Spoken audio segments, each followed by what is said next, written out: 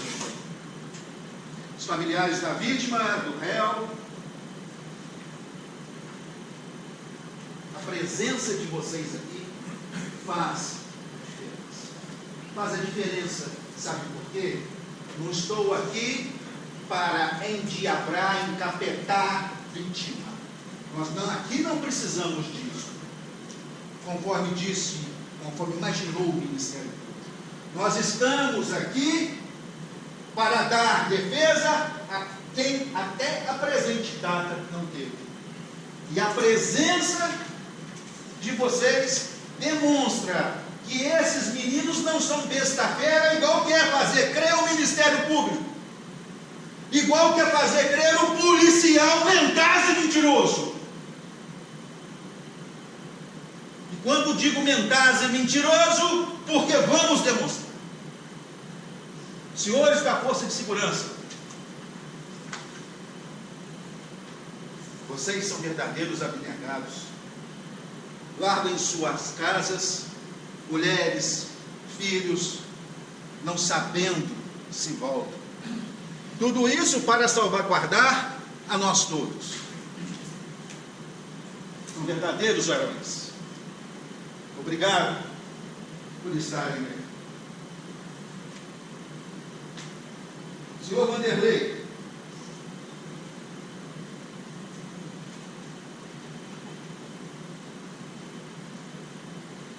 eu não vou falar com o senhor que o momento é difícil, porque não é. Mas eu só vou falar uma coisa: se a vítima estivesse aqui, certamente o senhor não estaria sendo julgado hoje. Infelizmente, defunto não fala.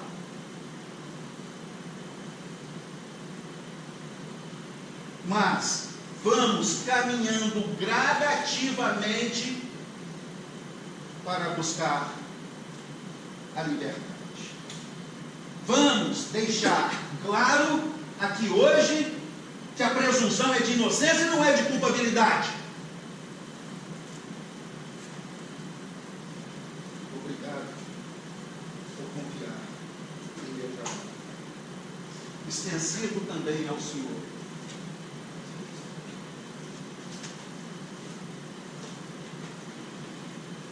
Senhores jurados,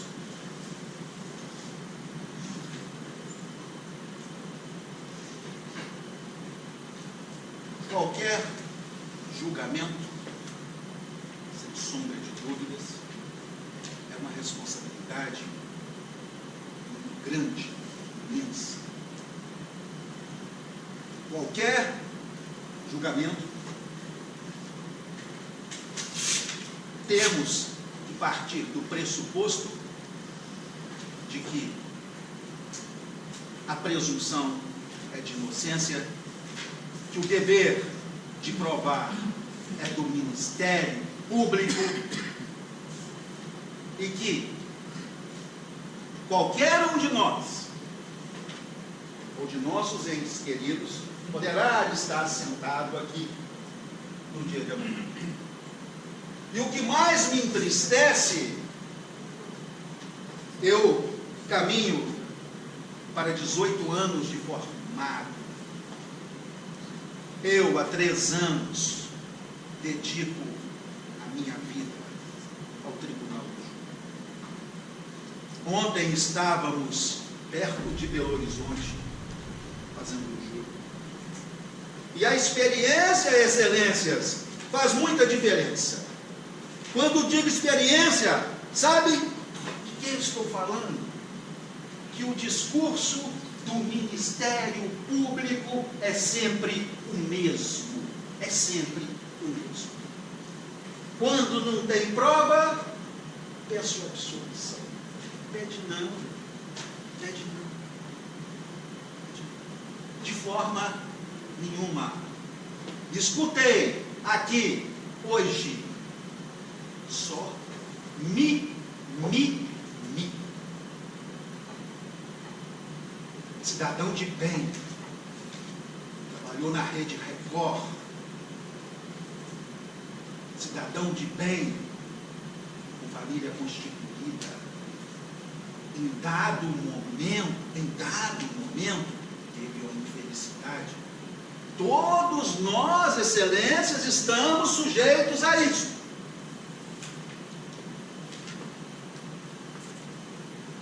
Cidadão de bem, que foi pego numa interceptação telefônica, não, veja bem, não porque era o número dele que estava no português claro, grampeado, número do José. E por causa disso, respondeu a um processo criminal, foi condenado em primeira instância, e o processo hoje está em grau de recurso. Presume-se culpado depois do trânsito em julgado da sentença. Pior do que isso é ouvir o Ministério Público falar aqui que foi julgado por um juiz. Juiz não erra, né? Juiz não pode equivocar. Essa noção já está muito ultrapassada. Nós somos pacíficos, não é de erro, de equívoco. E porque foi condenado num processo que eu nem conheço, deverá ser condenado hoje? Em momento algum, Vanderlei disse que não estava no local dos fatos. Ele não disse isso. Ele não negou. Ele poderia ter ficado em silêncio aqui hoje. Ônus da prova é do Ministério Público. Aí quando eu falo cheio de testemunha, cheio, segundo o Ministério Público. Cadê as testemunhas? Por que não veio a plenária? Porque não era interessante para o Ministério Público. Porque ouviu somente o policial, que nada sabia, não sabe quem é Nico é a vítima, não sabe quem é Negão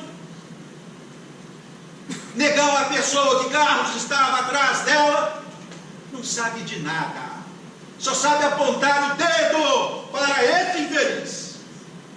É isso que ele fez, pelo passado, e não pelas provas.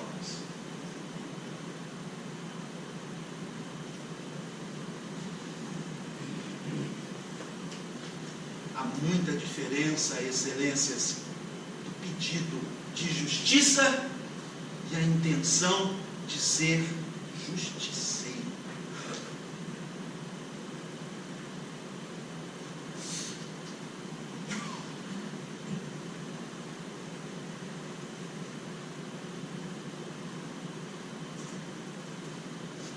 O fato ocorreu em 2016.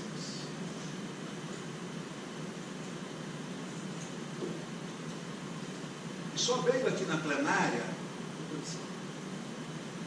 embasado numa interceptação telefônica legal, mas de uma outra operação. Como que eu posso presumir culpabilidade? Não existe a presunção de culpabilidade, porque tinha intimidade com José, tem participação em crime, isto é, se José praticou o fato.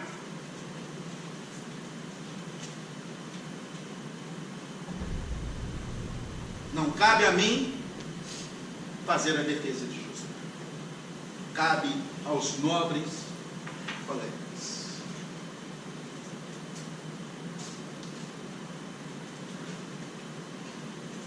Sente a responsabilidade, mais um pouquinho. Vou falar igual Marcelo Rezende, vem comigo. É homenagem ao Vanderlei.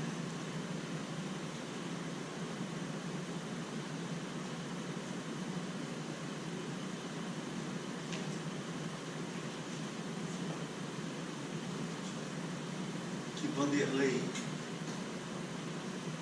apresenta história, que Vanderlei tinha outra opção na vida, que Vanderlei poderia seguir outro caminho.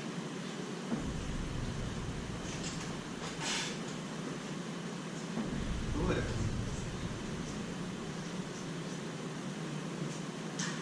quando eu vi essa corda da beca do promotor de justiça vermelha,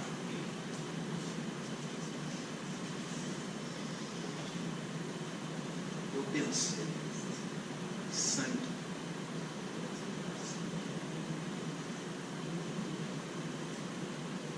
Quantas injustiças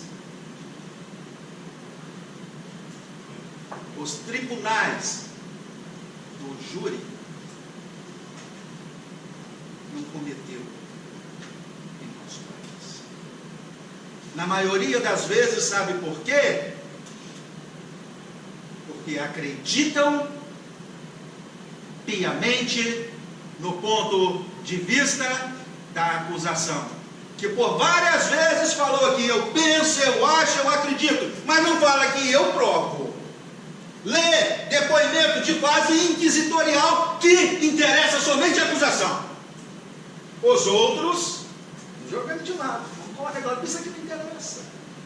E no finalzinho, como se fosse para dar aos senhores jurados um melzinho na chupeta, vamos reconhecer o artigo 29, participação de menor importância.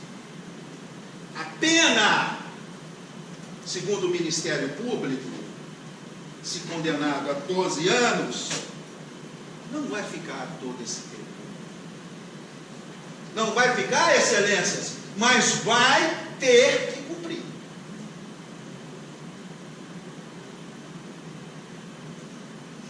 Hoje, a hora que cheguei, que eu vi o Rio Doce, que maravilha. Que maravilha. Adentrei nessa casa de justiça, lembrei do Fórum de Guarapari. E quero sair daqui, excelências, independente do horário, com a sensação de justiça feita. A nossa missão irá se findar dentro do breve. E por mais que tenhamos que ficar aqui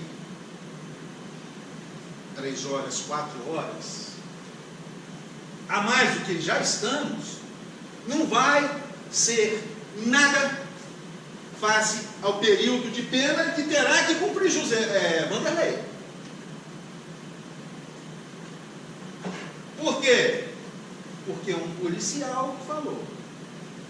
Vanderlei, na interceptação, disse, no primeiro momento, que não queria participar. Não queria ir no local. Que tinha medo de José por causa do negócio do veículo. Por que nós não vamos considerar isso? Por que nós demoramos tanto para chegar aqui e somente o Ministério Público fez o que tinha que fazer? Fez não, excelências. Não fez nada. Embasou. A denúncia. Depoimentos da fase inquisitorial, que na maioria das vezes não foi confirmado em juízo. Não foi. Existem testemunhas neste processo que vai dizer ao membro do Ministério Público em audiência que não foi aquilo que ela disse. Aí, como é comum e corriqueiro, essa assinatura é sua.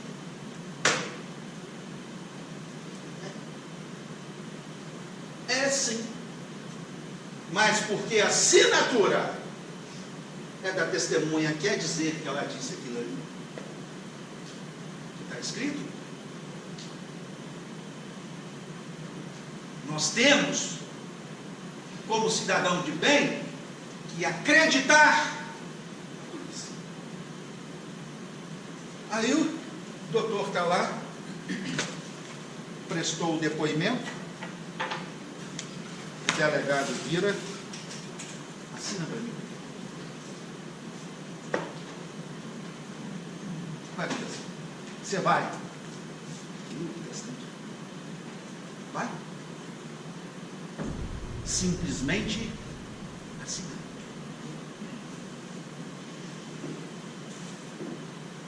E eu achei o depoimento dessa testemunha de uma convicção absurda, que até o próprio juiz depois quis tentar contornar o fato do órgão acusador ter ficado com ele. Agora vá na delegacia sozinho.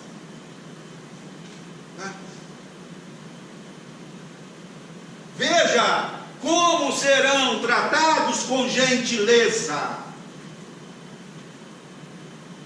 Das que eu conheço, bom dia, tudo bem? O que está precisando? Esquecem que são funcionários públicos. Esquecem que são pagos com nossos impostos.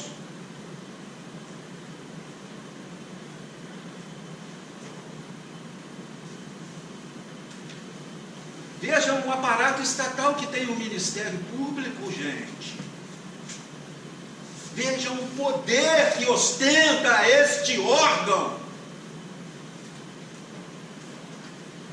Passar 3 anos e chegar aqui e ter que fundamentar a convicção dele em julgamento de outro fato.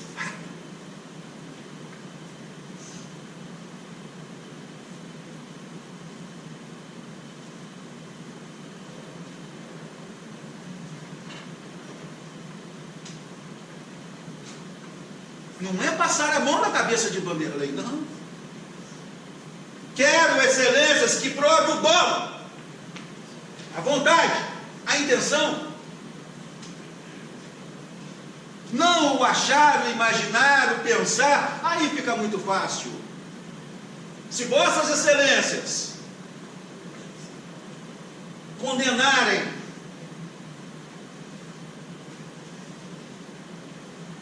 porque a acusação acha, o Estado democrático de direito estará indo para as cucuias.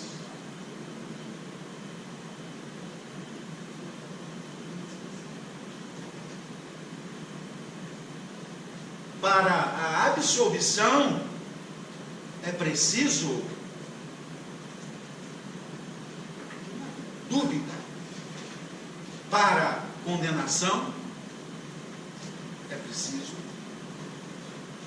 certeza.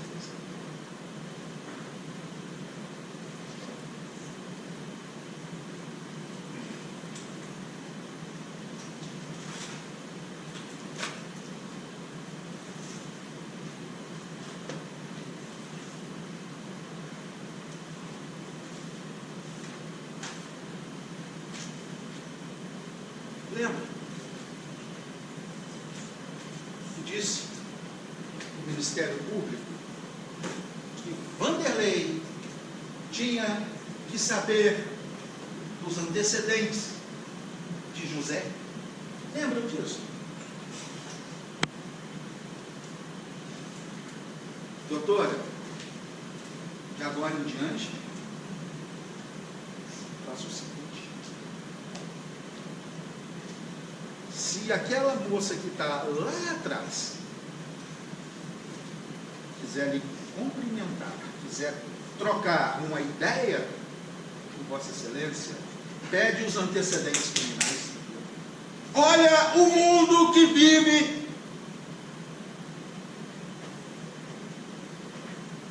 o órgão acusador. Não é este mundo nosso aqui, não.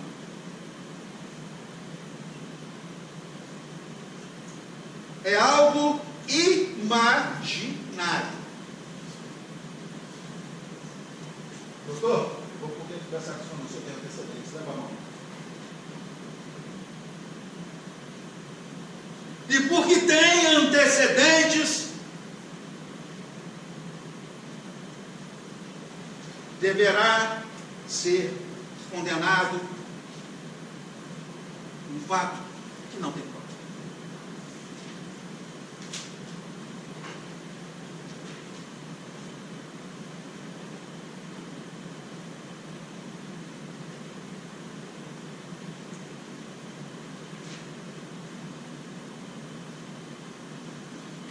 Como Vanderlei não falou nada pela interceptação telefônica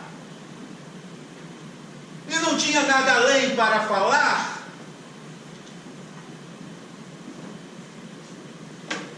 presumimos que o restante iria, no linguajar chulo, desenrolar pessoalmente.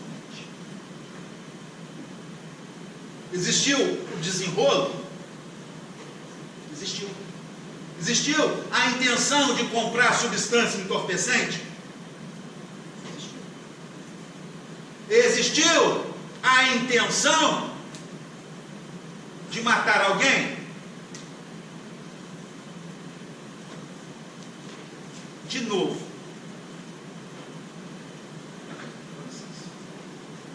esse agente de segurança aqui agora é um taxista. Como não faz sentido. E eu vou ensinar. Sentei no veículo dele. Me leva ali.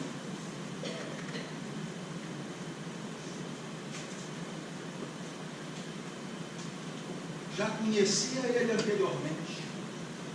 Só não tinha a faca e a craque dele. A mim também não interessa. Aí, deu zebra. Sou preso. Ele vai ser preso de um. É o que está acontecendo. Que culpa tem?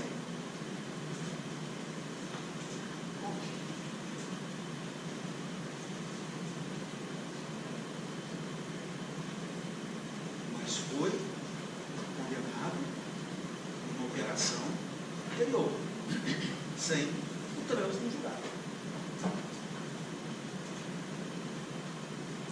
E por isso, deverá ser condenado de novo. E quando nós iremos acabar com esse ciclo vicioso?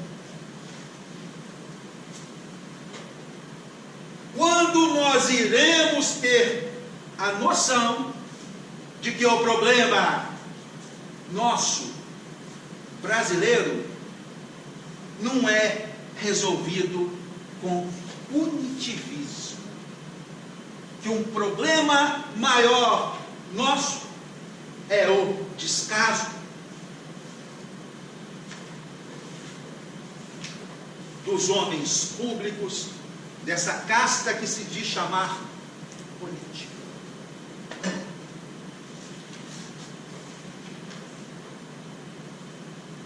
O Brasil é um dos países que mais prende. O Brasil é um dos países que menos resolve a questão de crime. No mínimo. Porque aqui Não se busca a prova, procura indício.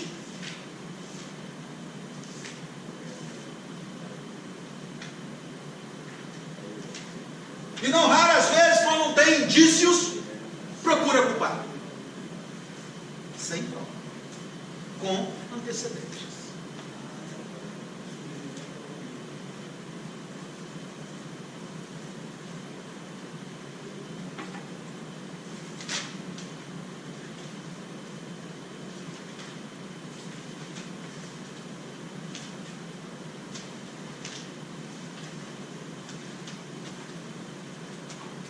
Analisem comigo. Não no intuito de querer prejudicar José, mas José, segundo a polícia, sofreu uma represária por parte da família da vítima. Carlos, que me perdoe a sinceridade, foi plantar capim pela raiz. Em algum momento, algum ente querido da vítima tentou contra a vida desse menino.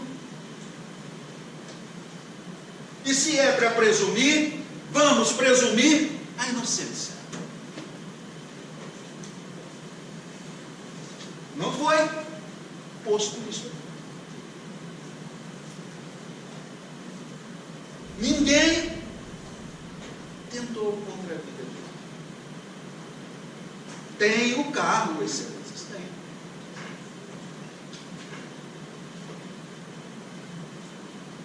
Quem viu? Eu perguntei aqui. Alguém viu eles saírem juntos?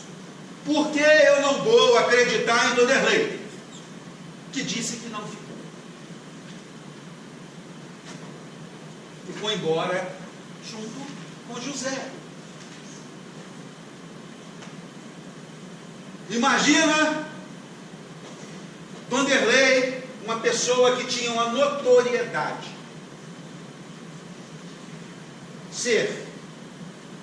ter a imagem desgastada de homem público que era, ao ser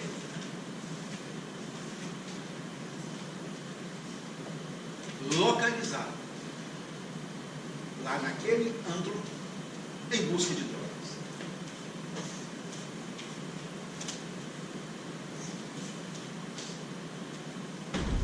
Quem iria querer isso? Porque mesmo no fundo do poço, a esperança é a última. Lá no fundo do poço.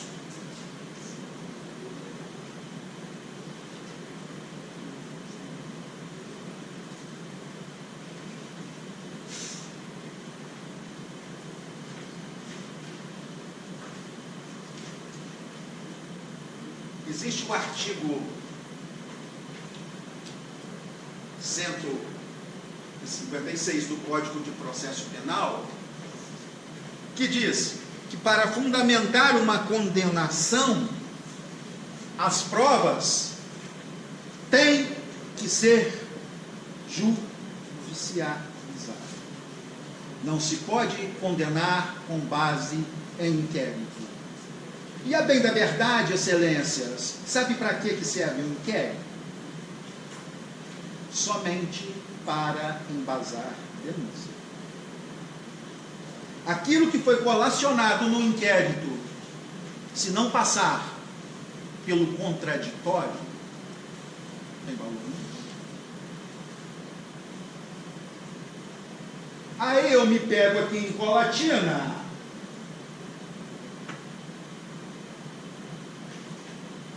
vendo o Ministério Público fazendo picadinhos de depoimento.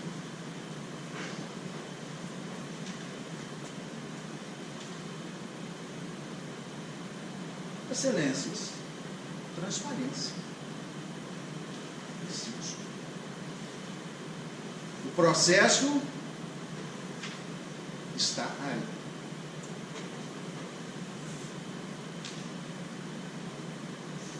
Eu quero ver com esses olhos que a terra irá comer, onde ficou provado a intenção de, aonde ficou provado que ainda que se ele tivesse a intenção, ele irá responder pelas qualificadoras.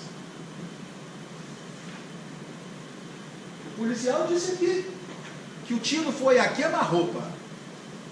Lembra? A queima-roupa o tiro. Segundo o laudo, tiro pelas costas.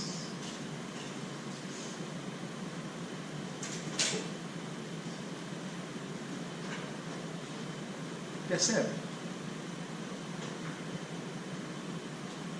Não estou a criticar a polícia judiciária do Espírito Santo.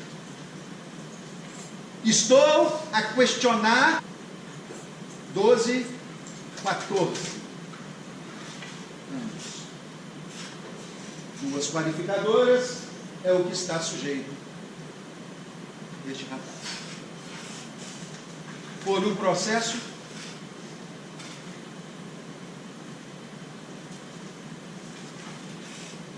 que se imagina, que se presume, e presume até qualificador. Porque, doutor, eu estou com taxista. Eu tem taxista. E por que o taxista vai responder pelo meu modus operandi? Matei.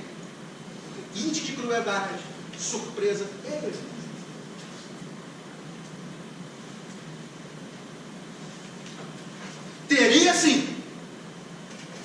Teria sim, se comprovado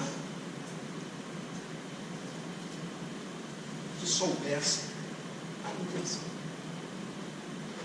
Mas não responderia pelas qualificadoras, porque quem perpetrou fui eu.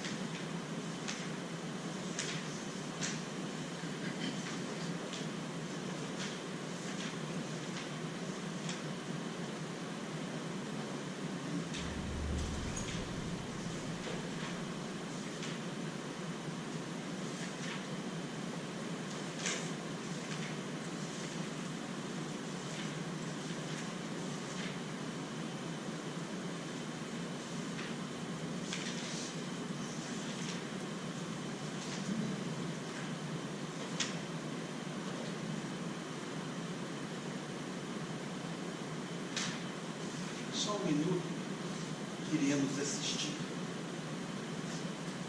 os depoimentos que eu disse, que foi esquecido pela acusação. E esses depoimentos, áudio, visual, está no processo.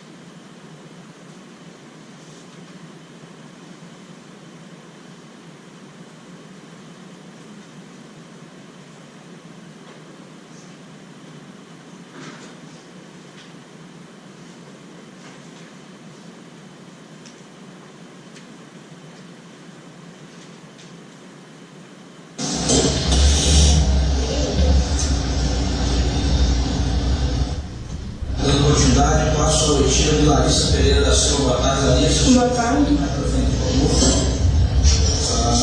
Larissa, a senhora. Primeiro. A senhora presta depoimento na qualidade de testemunha. A senhora assume a polícia. Está dando para Vossa Excelência escutar? Larissa. Dando continuidade, passo a oitiva de Larissa Pereira da Silva. Boa tarde, Larissa. Boa tarde. Larissa, a senhora já prestou depoimento em luz alguma vez ou a primeira vez? Primeiro. Quando a senhora presta depoimento na qualidade de testemunha, a senhora assume que a polícia diz a verdade. A senhora noticia a natureza e a sua defesa.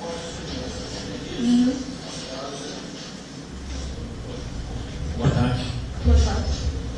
A senhora prestou depoimento no dia 11 de maio de 2016 na delegacia. A senhora se recorda disso? Mais ou menos. Na senhora foi na delegacia. Sim. Sim, então vou ler sobre o meu depoimento curto, vou ler o que a senhora disse, quero saber se a senhora confirma. A senhora nesse dia respondeu em relação ao homicídio que figura como vítima José Nilton de Souza, vulgo Bonito, fato ocorrido em 20 de março de 2016, bairro Vicente Soela. Tem de esclarecer que reside no bairro onde ocorreu o crime, sendo que na tarde do crime estava na casa de uma colega que mora na mesma rua onde ocorreu o crime, correto? Correto.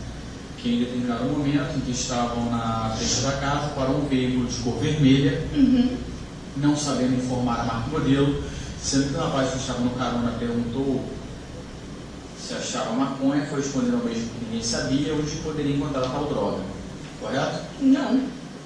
Não foi isso que eu falei. Em nenhum momento eu falei que ele tinha perguntado.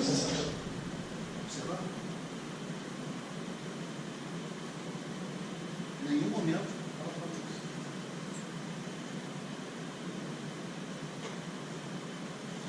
Sim, mas em nenhum momento eu tinha perguntado que ele perguntou se tinha maconha ou algo do tipo. Você foi coagida na Ele delegacia? apenas perguntou sobre se eu soube, se eu não, né? No caso, se a colega minha, que a gente estava na casa dela, se ela sabia, eu estava apenas perto, né? Se ela sabia onde que era a casa de não sei que tal pessoa. Perguntou informação, apenas informação. É o que eu sei. Tudo bem, o veículo saiu do local e a declarante, a senhora desceu até a casa de outra amiga e o veículo parou e saltou um rapaz e subiu, sendo que o carro desceu, correto isso? Eu não vi. Quer declarar? A senhora sabe ler? Peraí. O que está escrito aí foi o que eu falei. Sim. A senhora sabe ler? A senhora sabe ler? Sei. Então a senhora assinou um documento sem ler? Que o senhor Não, disse, então a senhora leu? não, presta atenção. Ah. A partir do momento que o senhor Ah. me dá uma folha e fala assim, assina aqui, eu não vou ler, você apenas pediu para me ensinar, você não pediu para me ler. A você, esse é o seu depoimento. Eu assinei. Assinou sim, você assina qualquer documento sem ler. É claro que não, mas... Se eu falar para você, você eu vou confiar em quem então? Se a polícia está na minha frente, eu vou confiar em quem então? ele te corrigiu para alguma coisa? Ele te corrigiu para alguma coisa, policial? Não, apenas o que eu falei para ele, em nenhum momento o rapaz chegou a perguntar sobre maconha ou algo do tipo, ele apenas pelo que eu sei, pelo que eu fiquei satisfeito, pelo que eu fiquei sabendo, ele apenas pediu uma informação para a menina sobre onde que era a casa de alguma pessoa. A declarante, a senhora disse que retornou até a casa da colega, estava anteriormente, sendo que foi para dentro, e após algum instante ao sair, seus amigos entraram correndo. Na verdade foi o tiro começou, eu estava dentro da casa da minha amiga. Ela estava do lado de fora. Aí, na hora que eu estava voltando, aí elas pegaram e vieram correndo. Aí eu fiquei meio sem entender sobre o que estava acontecendo, né? Na hora que eu cheguei na porta, eu fui sair, que eu não entendi muito bem, aí eu escutei o último tiro, foi nisso que eu voltei de novo. Entendi. A declarante não conhece a pessoa José, Enfim, só veio esse carro vermelho. Nosso carro vermelho você já viu chegando. Satisfeito. Só isso? Satisfeito, agora é defesa. Tem que evolução.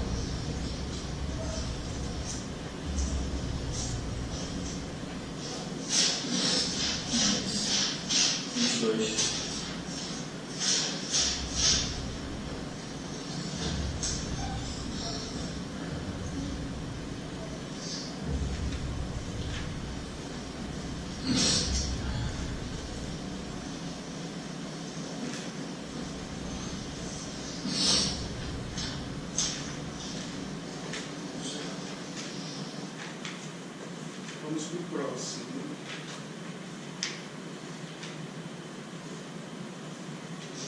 Tailândia. A surtida de Tailândia do Santos Lima, boa tarde. Boa tarde. Boa Boa tarde. A senhora foi ligação de dizer a verdade. A senhora mentia, a senhora vai para a igreja, vai responder falsas denúncias para a igreja. Boa tarde. Boa tarde. O que a senhora sabe sobre esse crime? Ué, o que aconteceu? O cara veio e matou ele na nossa frente lá. Matou na sua frente e na frente de quem?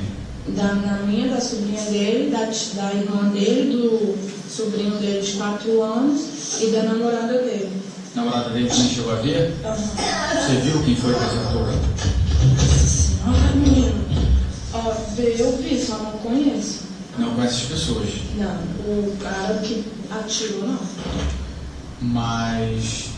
E se alguém apresentou alguma foto deles na delegacia da senhora? Apresentaram, só que eu não confirmei nenhum, porque eu não reconheci nenhum.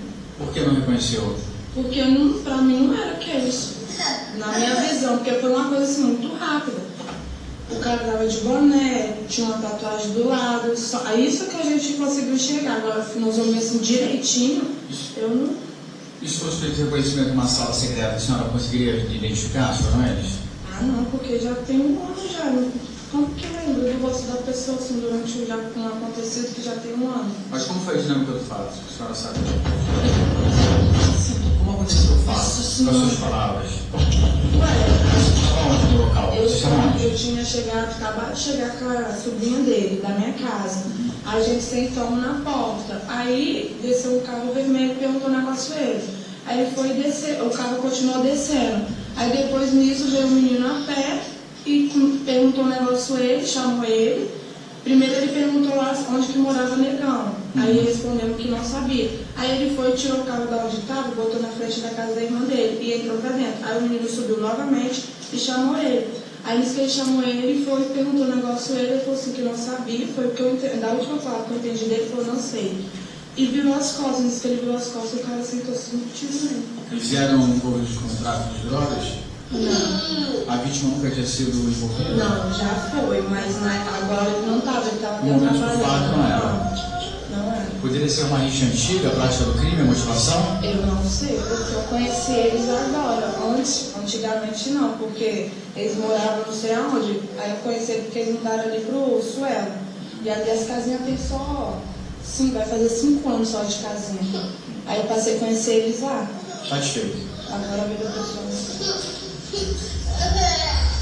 Você então não é parente da vítima? Não, eu só sou madrinha do sobrinho dele, ele era o padrinho. Você chegou a presenciar se a vítima e o autor dos disparos, eles conversaram? O que eles conversaram? Não, ele perguntou o negócio, a vítima, ele respondeu, mas o que ele falou eu não sei, só isso que eu falei. Ele falou, eu não sei e virou as costas. Agora o que ele perguntou eu não escutei. E o que, se eles conversaram mais alguma coisa, mas foi assim, rápido. Ele perguntou, ele falou, virou as costas, o cara deu os tiros. E pelo seu conhecimento, então, naquela presente época, ele não estava envolvido no tráfico.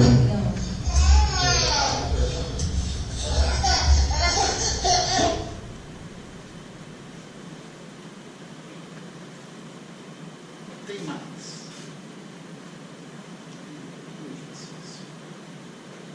E por que não tivemos testemunho de hoje? Além do policial.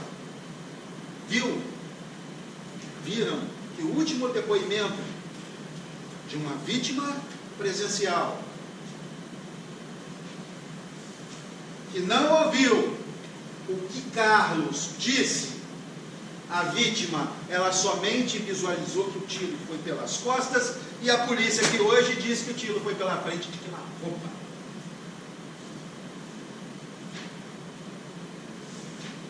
Identificou-se o carro de Vanderlei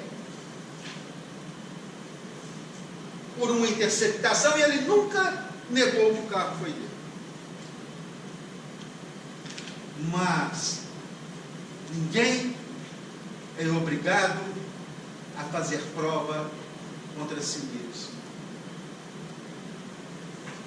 Olha o tamanho do problema que Vanderlei se meteu.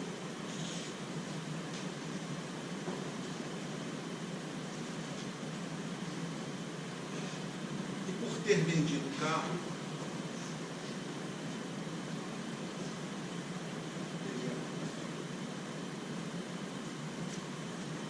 quem não venderia excelências? Quem não venderia o veículo? E o que teria o veículo como prova se alguém entrou lá e logo após saiu?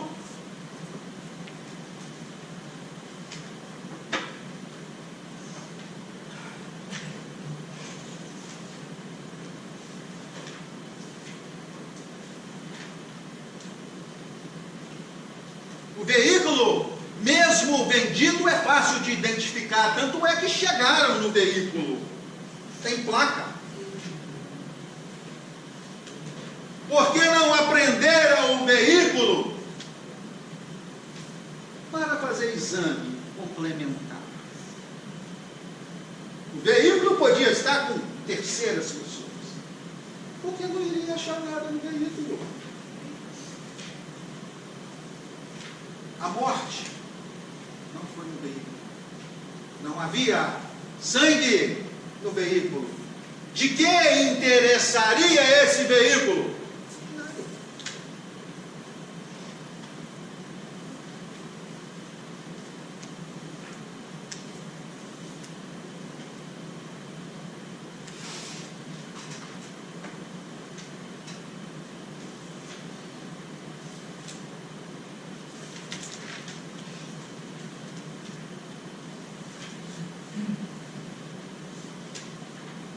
Escutei aqui também que tem muito mais coisa nesses autos, mas que não iria tomar tempo de vossas excelências.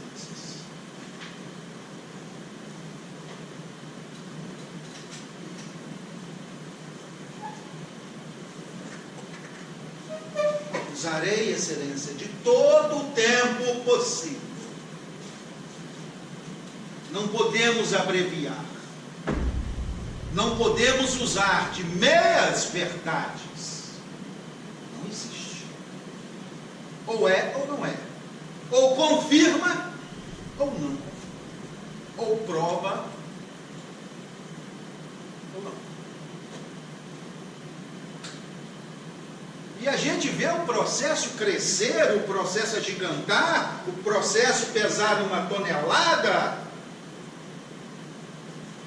A gente escuta historinha, historinha. Não é história, não. Historinha.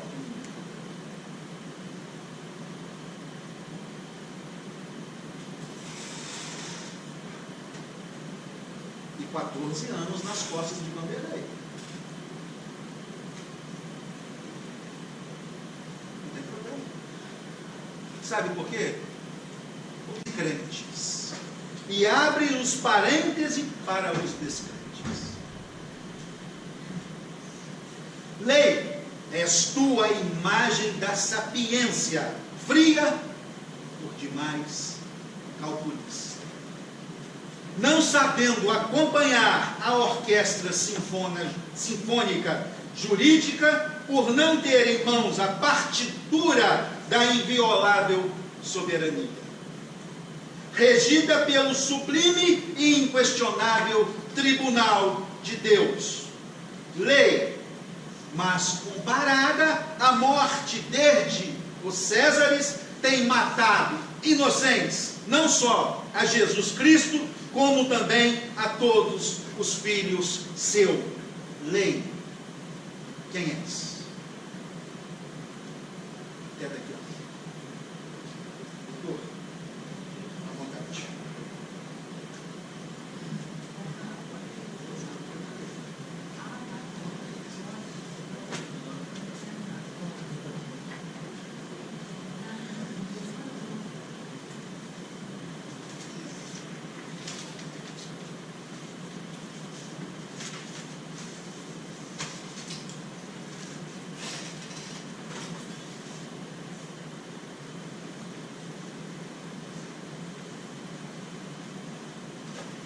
Excelentíssima doutora Silvana Fonseca,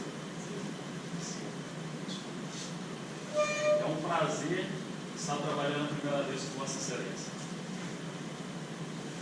presidente desse egrégio Tribunal do Júri, ao qual, apesar desse curto contato, Vossa Excelência transmitiu ser uma magistrada firme, imparcial e garante os direitos fundamentais dos acusados.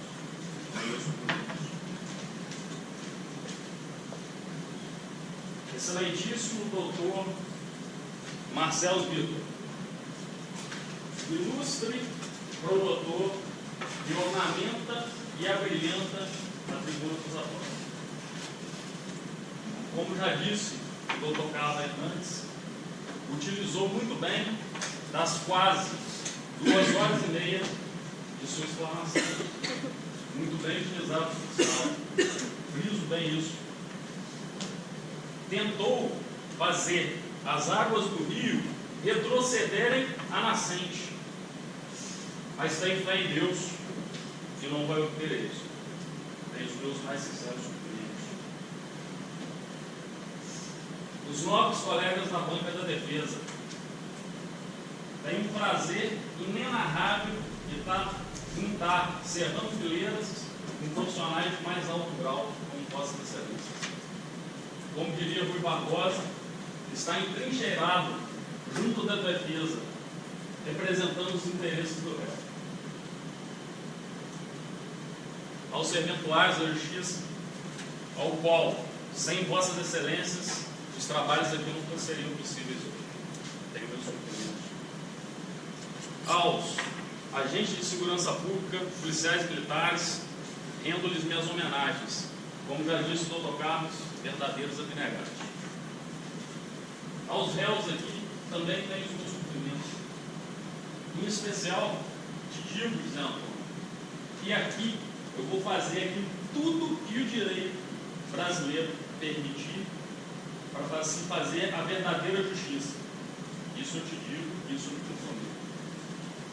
Aos demais presentes, familiares, vocês têm meus respeitos e meus cumprimentos. E por último, e não menos importante, aos senhores jurados.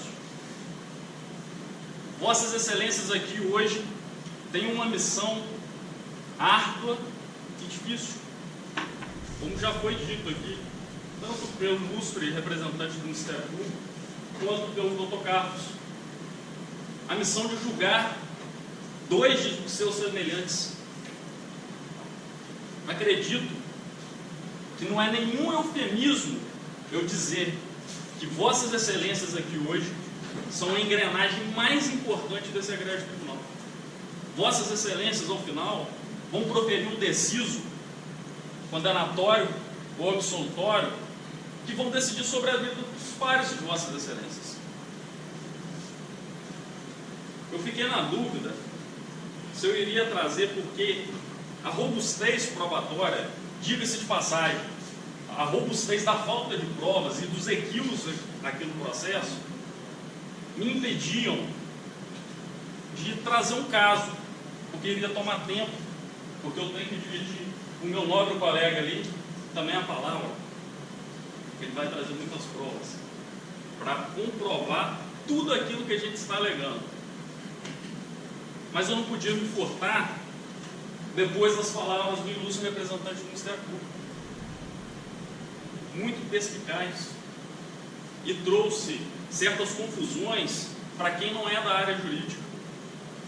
Eu vou trazer um fato histórico, vou fazer um relato bem breve de um fato histórico importantíssimo da história, que eu tenho certeza que Vossas Excelências já ouviram, mas talvez não sobre essa perspectiva que eu vou contar aqui para Vossas Excelências agora. Após a Segunda Guerra Mundial, as 4 superforças ou aliados, os livros remetem de várias formas, que era composta por Inglaterra, Estados Unidos, França e Rússia.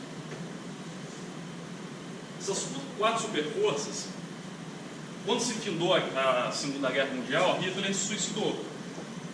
E eles tinham sob a sua custódia 24 dos líderes nazistas, todas aquelas pessoas que idealizaram tudo aquilo que aconteceu. Como era de praxe na época, a Inglaterra e a Rússia opinaram fazer uma execução sumária dos líderes. Mas a França, apoiada pelos Estados Unidos, acreditou que o correto, apesar, dentro do ponto de vista jurídico, por causa disso eu não vou trazer o ponto de vista jurídico aqui, somente a moral, se esse julgamento seria equivocado. Não estou aqui para dar aula de direito para Vossas Excelências. Eles chegaram à conclusão, após muitos debates, que se seria um crime os nazistas matarem os judeus e outras minorias sem nenhum tipo de julgamento, por que não seria crime se os aliados fizessem o mesmo nos nazistas? Mas já que ia haver um julgamento, teria que ser o melhor possível. Escolheram a cidade de Nuremberg. Acredito que Vossas Excelências já ouviram falar do Tribunal de Exceção, o Tribunal de Nuremberg.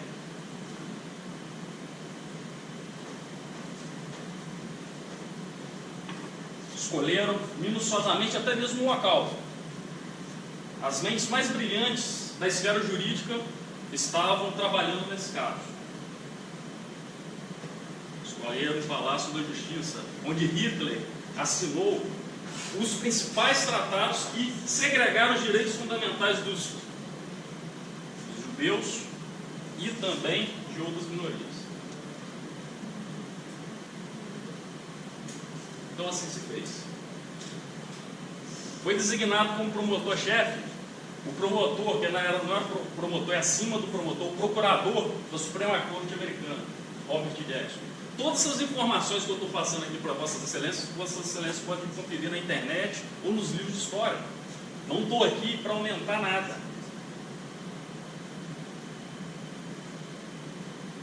Vossas Excelências se designou. Foram também designados 4 magistrados, um de cada país, sendo o que presidia, como Vossa Excelência está fazendo aqui agora, era o inglês. A promotoria amealhou 8 dos melhores promotores de diversos desses 4 países. Salvo engano, foram 8 ou mais. Cada um dentro de uma especialidade. Ofertou denúncia em face dos 22 dos 24 custodiados. Um, na verdade, não foi a julgamento porque ele se suicidou. E o outro, porque foi constatado que não havia condições físicas de participar do julgamento. Vossas Excelências, o Ministério Público pediu a pena capital para os 22. Pena de morte, crimes de guerra, crimes contra a humanidade. Após 315 dias de debate, 315 dias de julgamento,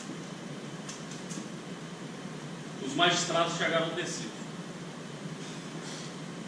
Nesse deciso, Vossas Excelências, 12 foram condenados à morte pela forca, nem por fuzilamento, porque era uma honra na época.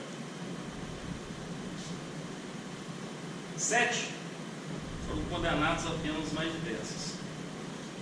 Alguns à prisão perpétua, uns a 10 anos, outros a 20.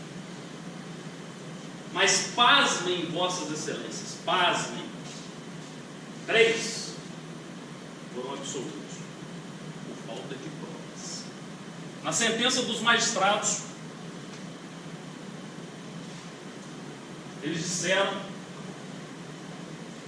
que a acusação não logrou êxito em comprovar a culpa desses 3 réus.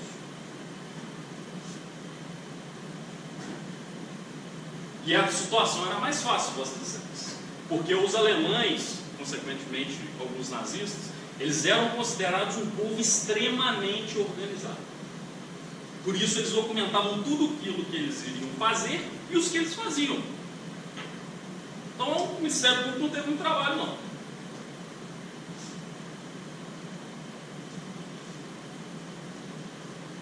Eles chegaram à conclusão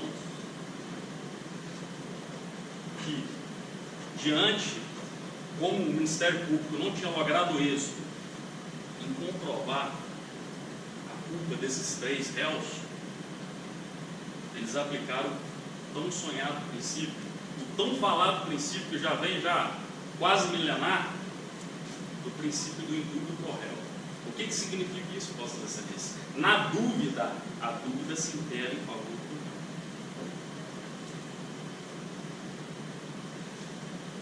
Vossas Excelências, isso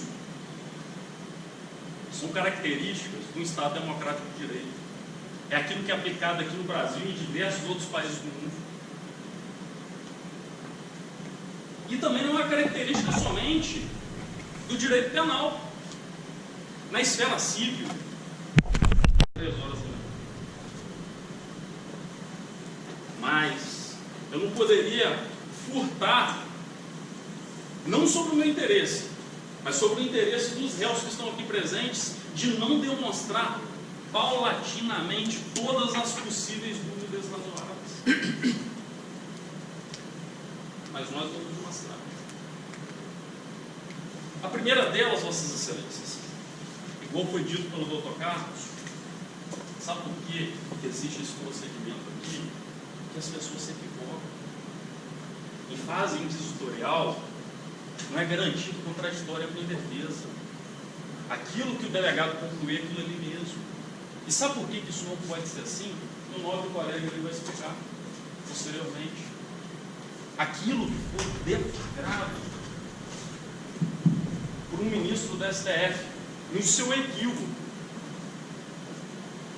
Excelência, só uma partezinha rápida. Eu só não concedo.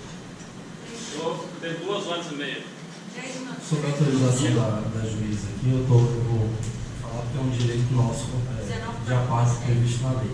Mas só rapidinho, eu não falei na hora que o senhor falou porque o microfone aqui deu um problema, mas o senhor falou há pouco tempo. Eu não trouxe todas as testemunhas aqui para mostrar porque eu não dispunha de tempo suficiente para isso, tanto que eu já usei a maior parte do tempo possível. Então eu tive que trazer, tanto é que os próprios depoimentos eu trouxe trechos que interessavam para o esclarecimento dos fatos. Daí o motivo porque eu não passei todos os vídeos, li todos os depoimentos policiais na delegacia, porque o trabalho foi amplo dos policiais e eu não queria me ater a informações que não eram tão importantes para o esclarecimento. Eu agradeço. Excelências, não é razoável. Eu vou comprovar isso que eu estou alegando aqui, vai ser por meio de uma prova documental que está aqui. E vai ser a próxima que eu vou mostrar a Vossas Excelências. A primeira, ela nem diz muito respeito ao processo. Ela diz mais respeito, no caso, a questão que eu estou dizendo, como é importante essa frase aqui. Como é importante as testemunhas confirmarem tudo aquilo que elas estão dizendo em fase judiciária.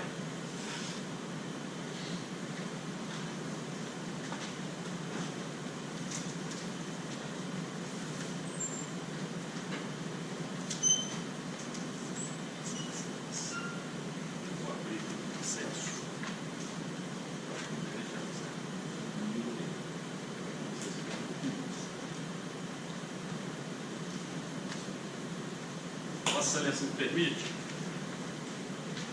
o que acontece? Poliana, esposa sim, companheira da vítima. No primeiro momento, quando ela chegou em fase inquisitorial, ela viu quem realmente proferiu os fatos, viu rapidamente, mas ela viu. Quando se iniciou as investigações, ela se equivocou e acusou uma pessoa erroneamente.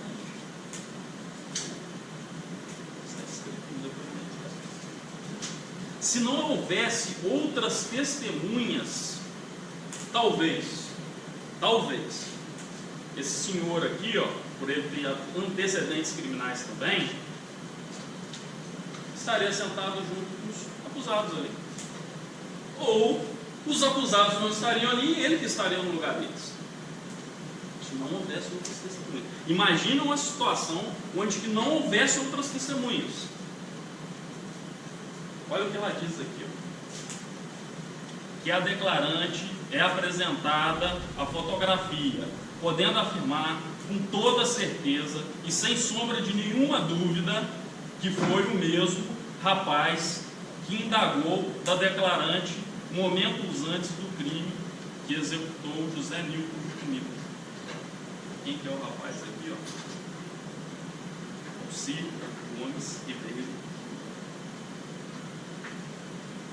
Isso aqui está nos autos, Vossas Excelências. Por causa disso, que é importante essa fase.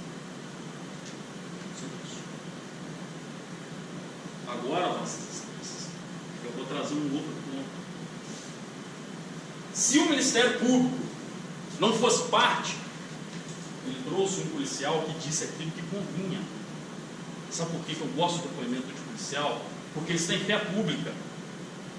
Logicamente, salvo algumas exceções, como aconteceu aqui agora, eles são imparciais.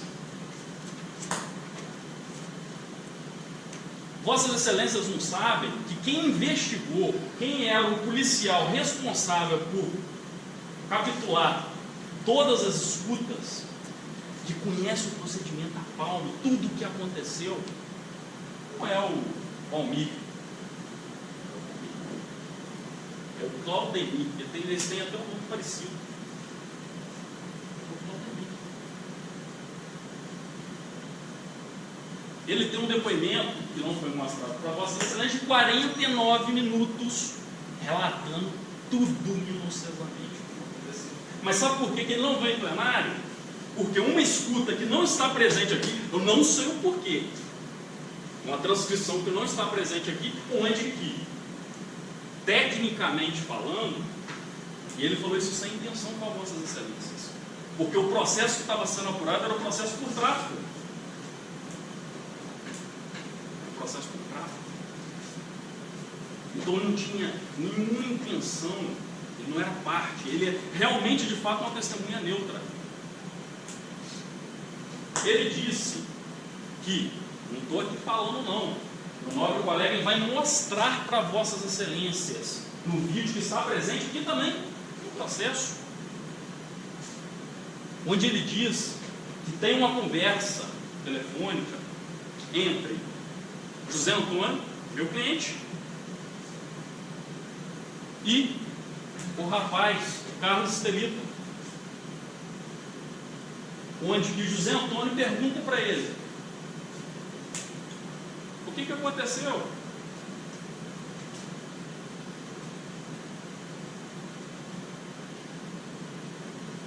Aí ele vira e responde: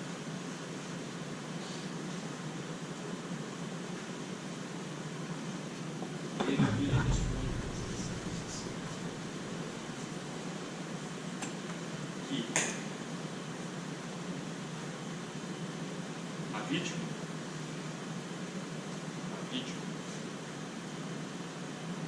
por que você fez isso? Aí a vítima, aí o Carlos Estelita disse: porque a vítima falou que ia pegar um negócio. Dá para se perceber claramente, isso vai ser mostrado no vídeo para Vossas Excelências, que José Antônio não mandou matar ninguém. Para se configurar um crime tem que ter dolo, tem que ter vontade. Porque senão, a não ser outra coisa, Vossa Excelência, em momento nenhum ele sabia dessa desculpa, não. Nem ele, nem os outros.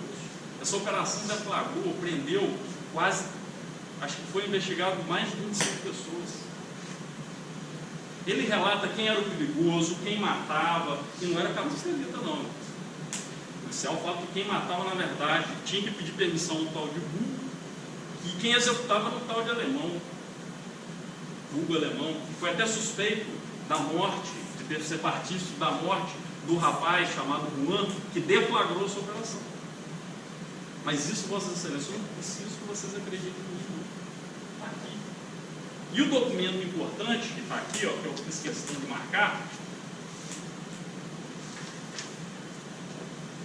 infelizmente, por algum equívoco, eu tenho que entender naquilo que foi dito, a defesa, quem fez a defesa dos réus, foi muito bem feita, eu li. A gente só pegou para fazer a defesa agora nessa fase. Mas, infelizmente, aconteceu um equívoco. A advogada de defesa, ela perdeu o prazo de arrolar a principal testemunha. Mas ela tentou arrolar posteriormente. Olha aqui, ó, no processo, as folhas 166. Se Vossa Excelência ler aqui, que eu vou passar para todos, vai verificar que ela rolou o policial Claudemir Rizário Nascimento para prestar esclarecimentos daqui. Ele era a testemunha, ele era o policial que tinha maior conhecimento sobre tudo, toda essa operação. O meu tempo não permite, Vossa Excelência. Eu teria o maior prazer em colocar os 49 minutos. Mas se o ilustre promotor de justiça voltar, ele pode mostrar. Ele pode colocar na íntegra aqui para Vossas Excelências assistirem. Aqui, ó, Vossas Excelências. Aqui, ó. Meu novo colega ali, ele vai mostrar esse vídeo, onde que ele relata quem era quem fazia o quê, e ele, tecnicamente, até mesmo sem saber, sendo imparcial, ele retira toda a responsabilidade do meu cliente. Meu cliente não sabia aquilo que iria acontecer. Não sabia. Olha aqui, ó. O nome do policial que foi rolado. Só que foi indeferido, porque ela fez, porque no direito também, ele tem uma série de procedimentos, tem prazo. Infelizmente, ela perdeu o prazo para apresentar o rol de testemunhas. É mais conhecido como a fase do 422 do CPP, onde que a gente arrola testemunhas. Se a gente não fizer isso, ou qualquer outra diligência que a defesa achar necessário, caso não faça isso, acabou. Tanto que o juiz fala perfeitamente, dentro da técnica jurídica perfeita, diz isso. Infelizmente, não poderia. Só vou passar aqui.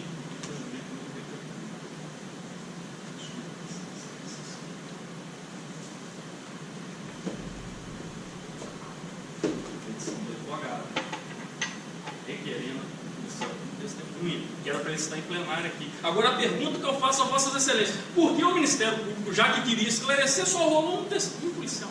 Você não tem um policial principal. Por quê? Porque ele é parte.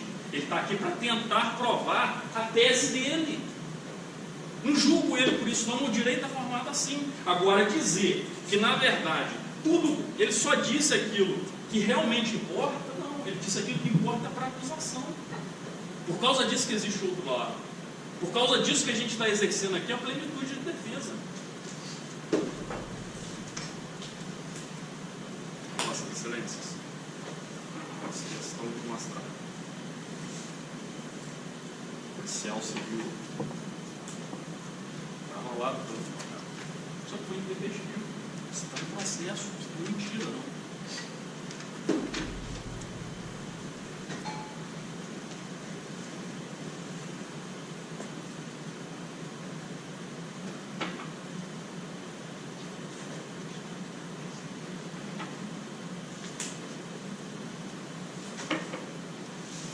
Vossas Excelências, com todo respeito, nós julgamos fatos. O direito brasileiro e o direito do mundo inteiro, tá? O país democrático de direito julga fatos. Não julgo Aqui não existe o direito penal do acusado, existe o direito penal do fato. Não quero saber qual é o passado dos réus que estão aqui presentes. Isso não importa para a magistrada no momento que ela for proferir a sentença. Para ela gravar o incidente. Na hora do cumprimento de pena, que não é um aninho não, porque o crime que está sendo imputado para os acusados, que é crime hediondo, para quem é primário, para início de progressão, é 2/5. Se for reincidente, é 3/5. Está na lei 8.072.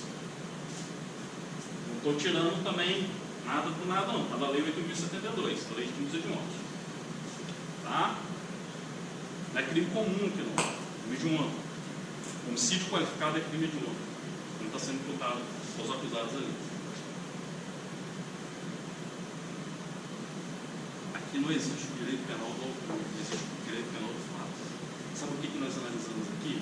Nós estamos aqui hoje para julgar, Vossas Excelências, é se os réus concorreram para o homicídio da vítima José Newton Bonito. É isso que nós vamos decidir aqui hoje, Vossas Excelências. Não vamos decidir aqui se os réus traficavam ou não, porque, tecnicamente falando, isso está sendo julgado. Está em grau de recurso. Não cabe a competência de Vossas Excelências fazerem isso. Aqui nós só estamos tentando esclarecer os fatos para que Vossas Excelências cheguem a uma decisão. O veredicto é isso, Vossas Excelências.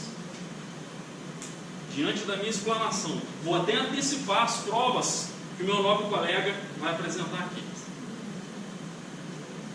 Podemos considerar que é fato que a vítima sucumbiu por disparo de arma de fogo? Podemos, Vossas Excelências. Isso é fato. Tem um laudo pericial comprovando isso. Tem testemunhas que apontam o falecido Carlos Estelita como autor dos disparos. Isso é fato. Sabe por quê? Fatos, Vossas Excelências, é tudo aquilo que não deixa margem para uma dúvida razoável. Isso é um fato. Agora, Vossas Excelências, podemos concluir que os réus que estão aqui presentes concorreram para a morte da vítima. Não, Vossas Excelências. Porque não é fato. Sabe por quê, Vossas Excelências? Porque fatos não deixam margem para uma dúvida razoável. Aqui existe uma dúvida razoável. Existe. E a título de esclarecimento, eu faço questão de reforçar isso. Até mesmo, Vossas Excelências, porque eu não vou dar aqui nenhum tipo de diploma, vamos colocar pessoas ingênuas, para Vossas Excelências. O Ministério Público tentou explicar uma coisa muito complicada, que é como funciona o procedimento do Tribunal do Júri, que ele é diferente, é um procedimento bifásico, somente na parte que importava a eles. E digo mais, porque isso depois vai constar em ata. Não é da forma que eu explicou. O procedimento funciona da seguinte maneira: como está alçado a patamares constitucionais, o Tribunal do Júri, o veredito de Vossas Excelências é absoluto. Então, um juiz togado, ele só pode presidir. Na primeira fase, Vossas Excelências, depois de denúncia, ouvidas testemunhas, se houver indícios de autoria, o que é indício? Pode ser ou não pode não ser. O juiz ele tem que pronunciar. Tem súmula disso.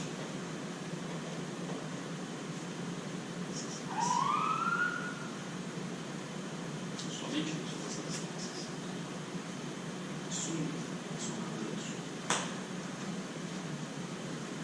Em grau de recurso, eles só confirmam isso. Eles não podem pré-julgar, porque senão não faria sentido isso aqui. Só vocês analisarem com razoabilidade quem é que está falando a razão aqui. Ele tem a doutrina ali que o Wilson representou. Ele pode trazer e mostrar para Vossas Excelências. Eu vou encerrar minha fala com a conclusão do psicólogo.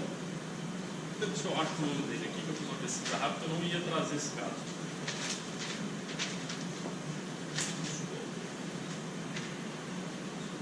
O psicólogo que acompanhou a primeira pena no Tribunal de Maribé, os acusados, os réus, durante o período que eles ficaram encarcerados, durante o período que eles permaneceram, durante o julgamento e após a sentença. Ele chegou à conclusão, Vossas Excelências, psicólogo brilhante, tem vários livros dele. O nome dele ele chama Capitão Gustav Mark Gilbert. Ele chegou à conclusão que o mal está presente, Vossas Excelências, toda vez que há a mais completa ausência de empatia. Não estou pedindo Vossas Excelências para terem pena daqueles réus aqui, não. Estou pedindo para dar justiça a eles, analisarem as provas dos autos e chegar no veredito, Vossas Excelências. Por isso eu suplico pela absolvição, pela falta de provas.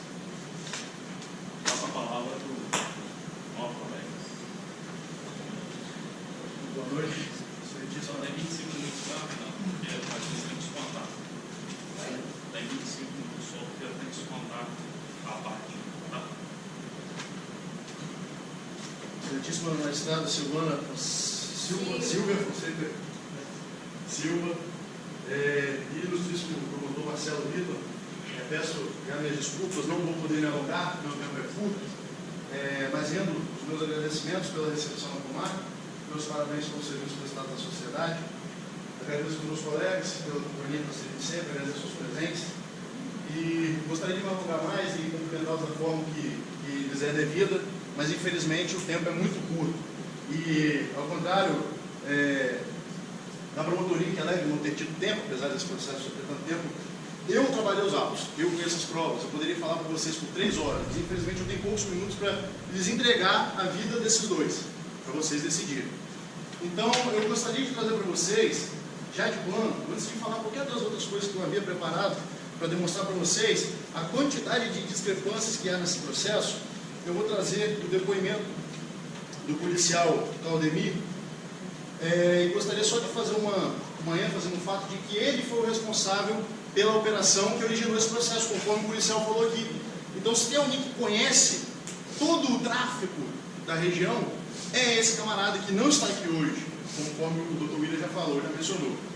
E enquanto o Valdemir, que é o que estava aqui, ele investigou somente esses laudos.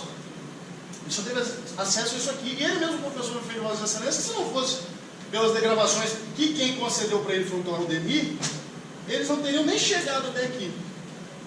Tá? Então eu vou reproduzir para vocês alguns pedaços deste depoimento, tentando demonstrar para Vossas Excelências que esse rapaz aqui que foi posto como o maior traficante do mundo, não nega o passado dele, mas que está aqui não para vocês julgarem o passado, para julgar o que está sendo apresentado. E se vocês acharem que tem provas nos autos suficientes para condenação, que eu desconheço, e o ônus de demonstrar isso é do Ministério Público, ele não o fez, porque não existe prova nos autos que ele mandou o Carlos Esterita Júnior assassinar o Nito. Não existe essa prova, existem suposições, o próprio policial que ficou falando em si. E nesse depoimento onde ele estava falando, talvez vocês fiquem um pouco perdidos, mas ele fala somente da Operação Domínio, mas surge o nome de José em algumas circunstâncias, e é questionado a ele outros fatos, e ele menciona sobre esse homicídio.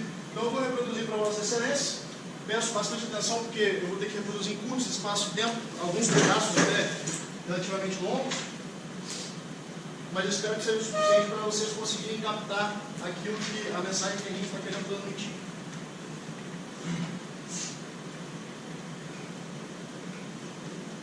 Atividade passativa do policial civil Claudemir Guzado Nascimento. Bom dia, Claudemir. Eu vou pular para os momentos que mais importam. Aos 3h48, que eu vou colocar aqui agora, ele fala que o Rafael, que esse processo ele versa muito sobre o Rafael e o Diego, que eram as pessoas que controlavam o tráfico da região. E olha que eles falaram que foi o José. Mas aqui a todo momento vocês vão ver algo diferente. Onde ele fala que o Rafael é quem domina o tráfico da região. Vamos lá, 3h48.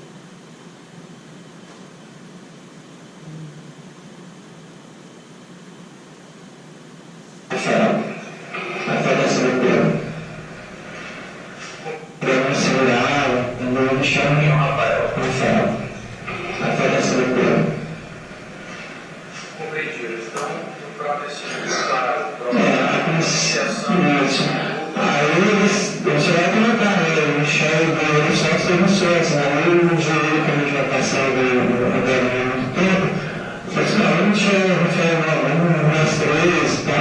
Mas é difícil, tocar uma outra experiência. Tá bem ruim a gravação. Abaixar um pouco mais? Tá muito alto, eu acho. Mas é ruim, porque ele fala muito próximo do microfone. Ela fica ruim assim mesmo. Eu falei de guerra, né? Falou mais de guerra, não sei lá não. E o perigoso era o José.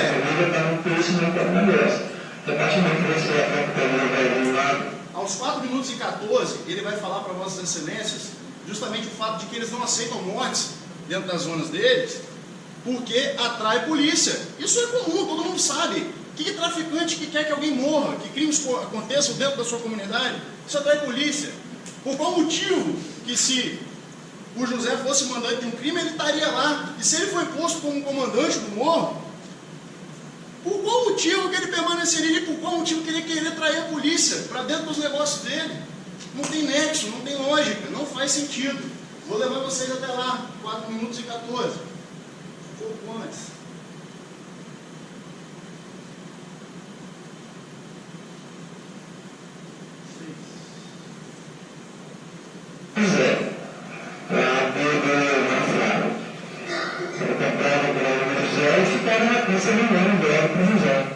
Que o José só vendia no Honório Fraga. Não tinha. Ele foi posto, a promotoria questionou o fato dele não ter usado a droga dentro do João Marcos, né? Não ter usado, sendo que ele era traficante. Mas ele coloca, vou voltar um pouquinho porque não deu para ouvir, mas ele coloca ele como sendo chefe do Honório Fraga. Entendeu? Então, se ele está no São Marcos, ele não tem nenhum movimento lá. As escutas levaram ele até o movimento do Honório Fraga. Colocaram ele como chefe de lá. Vou só botar um pouquinho.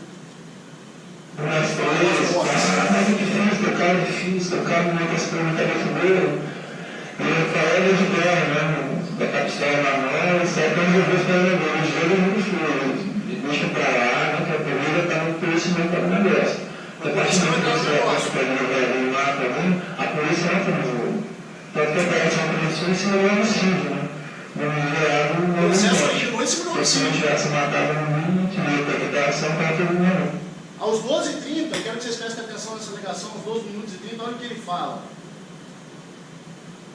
Esse pensamento aí que é a conversa dele, tá? Não fala.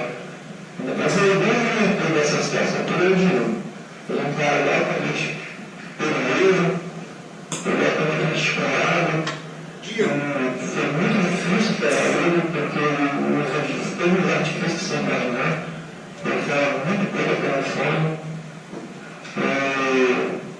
O sistema que ele desenvolveu dentro dessa organização foi uma coisa assim de... Diego é perigoso. O nome do José não aparece, o nome do José aparece como subalterno, como funcionário, mas talvez, quem sabe. Lembrando que esse caso não é para julgar o mérito dessa questão. Estamos versando sobre o homicídio. E aqui eu vou levar vocês até o porquê que ele não teve a capacidade de efetuar a conduta que está sendo imputada a ele. Aos 14 minutos ele fala de quem é o dono do morro. E ao contrário do policial que teve aqui, esse rapaz, esse policial, ele tem uma memória incrível, porque se passaram quase 2 anos da operação desde quando ele deu esse depoimento, e é porque vocês não têm tempo. Eu, se eu fosse promotor de justiça, como se diz, eu teria trazido para vocês esse vídeo, né, em TO, até porque tem tempo para isso, mas acho que ir para casa é mais importante que vir para a réplica e fazer justiça. Então, o que acontece? Eu não tenho condição de mostrar o vídeo todo para vocês terem esse entendimento. Mas, vamos lá, vou botar aqui, 14. Ele fala de quem é o dono do morro.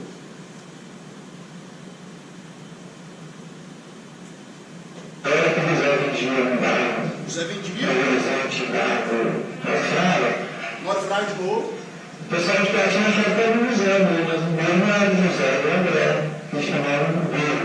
E eu sempre pensava, aquele cara, mas eu... O dono do morro, viu? De novo, desconstruindo aquela ideia de que ele era o traficante. Vamos lá, 16h35, 18 minutos. O Diego teve uma rixa com o Michel, que eles tinham feito uma sociedade para controlar o tráfico, eles eram concorrentes. Então o que eles fizeram? Fizeram uma sociedade, né, ajustaram o preço, tabelaram o preço, para poder comandar o tráfico da região de uma forma geral. Então, fizeram isso para poder evitar a concorrência também, para nos acertar, para a gente não se matar, mais ou menos por aí. Diego e Michel. Eles partilhavam lucros dessa venda de entorpecentes? Com certeza. Eles juntaram na capital, compraram, depois igual, cada um tinha o seu fornecedor. Aos 30 minutos agora eu vou colocar, vocês vão ver que o Rafael, ele tentava manter o monopólio até dentro da cadeia, para não deixar ninguém entrar, para ninguém comandar. Vamos lá.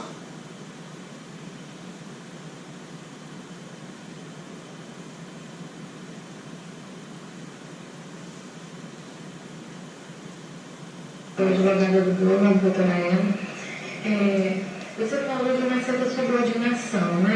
Eu queria saber de você se você tem conhecimento sobre essa subordinação entre o Rafael e o Douglas. Você apenas comprava droga para vender. Eu achava ainda. Isso. Aí é porque o Xavier era fidelizado, né? Ao Rafael, porque o Rafael permitia que as pessoas entregassem droga ali. Você não vendia mesmo o cara vendo, para não deixar ninguém entrar. Tinha essa obrigatoriedade, então, o Douglas só comprar droga do Rafael ou ele poderia comprar? Isso não está claro, mas é implícito isso porque no tráfico, quando você perde a confiabilidade do seu fornecedor, automaticamente você libera e para de comprar, você não também. Sim. Aí o que acontece? Vamos adiantar um pouco mais agora, vamos aos 32,50.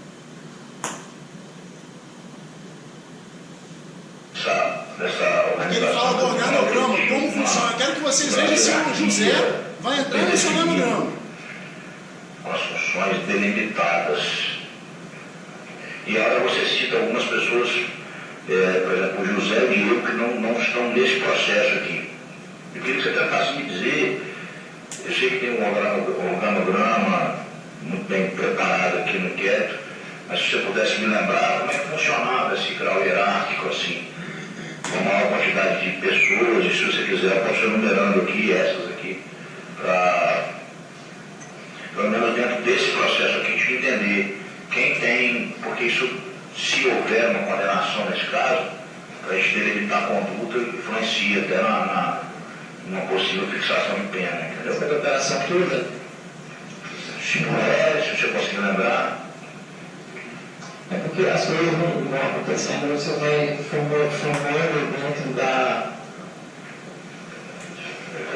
Você vai formando dentro da operação cada lugar que cada um exerce. Tudo não vem muito, tá? Depois que você vai vendo como está. Aí o resumo de tudo, depois que ficou pronto, eu vou falar. Independente da forma cronológica. Sim. É aqui que a gente tem que estar bem explícito. O Diego, junto com o Rafael, os caras do Michel, se fosse colocar uma escala embaixo, de cima para baixo, o Diego primeiro, o Rafael bem abaixo um pouquinho, o Michel abaixo dos dois. O Diego de forma tanto financeira como a população, né? Ele tinha uma linha muito grande da situação do tráfico, de como prever futuros assuntos. Ele vai falar, ele tinha um movimento dentro do Suela, onde foi a morte do rapaz. Só que ele não disse que ele queria uma morte dentro da território dele. Se ele não foi com o movimento lá dentro. E tem mais, em que momento dos autos vocês veem a vítima traficando? A família fala que não era envolvido com droga. Qual motivo ele queria sair fora dele? Ele não era envolvido, digo de passagem, teve uns autos aqui. Ele teve uma passagem por tráfico no ano de 2008. Ele foi assassinado em 2016. Dali pra frente a ficha dele é limpa. Vou levar vocês agora até o ponto onde eles falam, lembrando que essa operação, né, ela ela foi deflagrada para saber do tráfico, vamos recapitular isso aí, mas onde, por uma pergunta do magistrado, né, já até o magistrado estava perguntando só para ele menciona esse caso que vocês estão julgando hoje. Eles mencionam esse caso que vocês estão julgando hoje. E vocês vão ver a surpresa, uma ligação que não está aqui nos autos, que o policial Valdemir estava aqui, não botou nos autos essa transcrição, se ele que estava à frente dessa investigação, sendo que o Valdemir, que interceptou, e ele fala com uma clareza de todas as ligações que aconteceram, ele trabalhou, realmente ele estava dentro desse processo.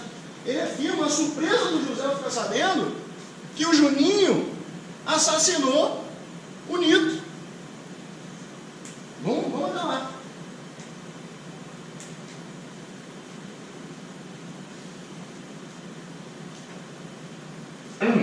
Tem aquela droga toda na casa da Paula, atravessava muito menos o Rafael.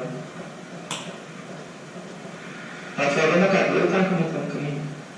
Mas eu vi uma operação lá, porque ele interceptar o Moinho, que é um cara altamente perigoso, e fala direto para o Rafael. E ele tentava botar o transporte na Mera preso. Não sei. A gente acompanha um bom tempo. O André Eijorrat Boast, só para que a gente tente esclarecer aqui, doutor acho muito perigoso, quando a assinatura se pedrada em o Lemão é junto, o Lemão é que mata. Alemão. Quem é alemão dos autos? Vamos lá. Eu nunca vou provar, mas é muito que hoje na operação foi o Lemão que matou. O alemão que matou o rapaz que originou essa operação. E aqui vai acontecer um ponto interessante, que eu gostaria de trabalhar com vocês, que aos olhos da polícia, se houvesse, se o José fosse mandante de algum crime, ele tem um modus operandi, ele tem uma forma, teria uma forma de operar, ele vai trazer essa imagem aqui. Ele teria uma forma de operar. Que como seria essa forma de operar? Eu vou deixar vocês ouvirem. Mas se ele tivesse realmente efetuado esse homicídio, primeiro que quem teria assassinado ele não teria sido o Carlos Estelito, segundo o que diz a polícia. Ele teria, se ele tivesse um braço de ferro, não seria o Carlos Estelito. Entendeu? E ele tem um modus operandi que não aparece nos autos. Até porque, se o promotor está falando dos depoimentos que não foram satisfatórios para eles em sede, vocês viram? Os depoimentos elas simplesmente falam, não assinei, não falei isso, por isso que eles não vieram a plenário. Só por isso. Eles falam lá que, além da vítima não estar envolvida com tráfico, ela não estava sendo ameaçada. Todos os familiares... Para que os familiares queriam omitir essa informação? Vocês tinham raiva, vocês tinham ódio, rancor? Porque geralmente a gente consegue ver essa contradição se dentro da esfera policial tivesse sido dito uma coisa e em uma fase tivesse dito outra. Mas geralmente na sede de inquérito, com aquele ímpeto de raiva, acabou de acontecer, eles falam. Aí se tivesse essa contradição, até que beleza. Mas eles dizem lá que ele não foi ameaçado. E aí voltamos aqui para o vídeo onde mostra que se fosse ele que tivesse feito, olha como é que seria, hein? Porque quando as pessoas começaram a atravessar o movimento do José, aí o José não tem disposição. Não tem disposição. O policial Amin já falou que ele é um cara de alta periculosidade. Investigações de todo o tráfico falou que ele não tinha disposição, que realmente ele precisaria de um braço de ferro, mas o nome do Carlos Estelito não aparece aqui no momento nenhum, vamos voltar lá. Sendo que a autoria do crime pelo Carlos Estelito está comprovada. Ela é indiscutível. Ele assumiu, a mãe dele reafirmou, a autoria desse crime por ele é indiscutível. Mas o Carlos Estelito é uma outra peça que nós vamos trabalhar daqui a pouco. O Pinho para a platinha ia atrás de atravessando. O Gu ia atrás. O Gu seria, se fosse ele, seria esse braço de ferro. O Gu, que não está nos autos. Olha o que eles faziam. Eles avisavam, olhem, para. Nossa, você vai dar problema. Não parou. Eles foram lá, apagou na porta dele. Agora, o Moro foi morto porque estava atravessando. O Moro foi morto porque matou o Carlos Estelito. Que era o homicídio foi absolvido, né? O Carlos Estelito morto. Não morreu nessa operação. O Estelito foi depois. Porque a gente fez o processo ontem, pandemia, isso ficou na minha cabeça. O Carlos Estelito Júnior tem esse ponto do jornal, esse pelo João Paulo e o... Muita atenção. atenção agora, excelências. Muita atenção. A chave para o julgamento de hoje está aqui. Peço muita atenção de vossas excelências. Eu vou chegar a moto e o cara está tirando, inclusive. Isso aí está tirando. Acho que é isso. É isso. Mas teria, no pelo menos na narrativa da denúncia, algum material auxiliar de alguma maneira. Não teve muito já. A denúncia constava isso Não, isso aqui eu até coloquei os nomes, se for do morto depois. Pode ter sido uma. Presta atenção. Parece que você está narrando esse ano. Não foi o Newton que morreu primeiro? O Newton, desse processo. Lá no Estancial, o José levou o Estrelita lá para saber se o Newton estava lembrando. Porque o Estancial o Estancial é do José. É do José que era do Odé, no caso do Aí ele foi lá e mandou o menino perguntar: você tem um tal? Aí o cara falou assim: olha, não, quem tem é fulano de tal. Mas espera um pouquinho que eu vou chamar os meninos. Aí ele foi o menino. Aí outra vez foram de novo lá, e o José foi, pegou até com o Vanderlei, esse caso. O Vanderlei também está preso. Falou assim: vem uma paradinha lá pra mim. Isso aí é o Carlos Esterido falando, ele está narrando o Carlos Esterido falando. Então, aí, na hora que como é que o rapaz falou do São Miguel? Não. Carlos Estelita? Não, o Lance. O José virou as costas e ele foi levantinho no cara. Aí o José falou: você matou o cara, pô? Ué, você matou o cara? Como é que o mandante vai chegar depois da humilhação e vai falar: ué, mas você matou o cara? Por que você matou o cara? Aí olha a justificativa dele, vou voltar um pouquinho.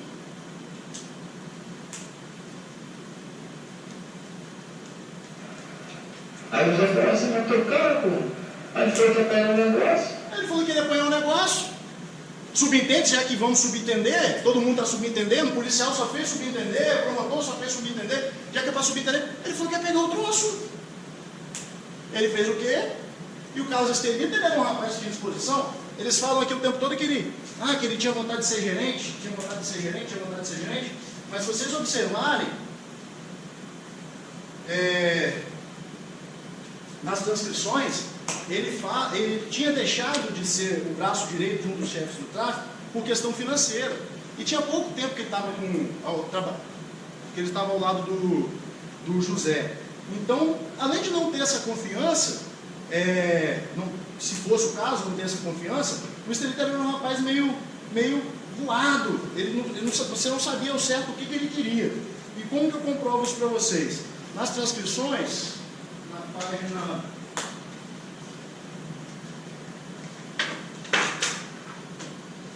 Transcrições aqui...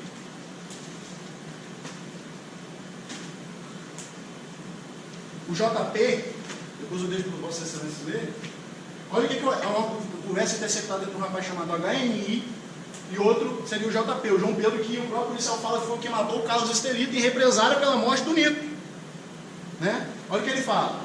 Aquele que matou o bichinho lá foi pro pau, doido. Aquele que matou o seu parente. Aí o JP responde: ô mamãe, disse que não tinha sido ele. Aí o HNI falou: claro que foi ele, doido, não viaja não. Aí o JP, ô doido, falaram que não foi ele não, doido. Aí o HNI, olha o que o HNI fala. Não foi ele o quê, rapaz? Ele estava no dia. Ele que botou a arma na minha cara lá no Colúmbio, numa outra ocasião. Olha como é que esse rapaz era. Ele simplesmente chegava, ele saía querendo matar as pessoas.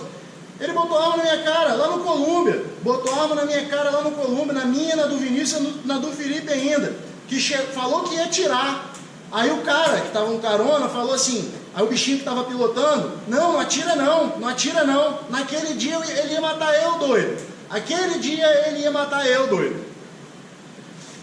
E aqui vocês conseguem ver nitidamente que o comportamento desse rapaz era imprevisível.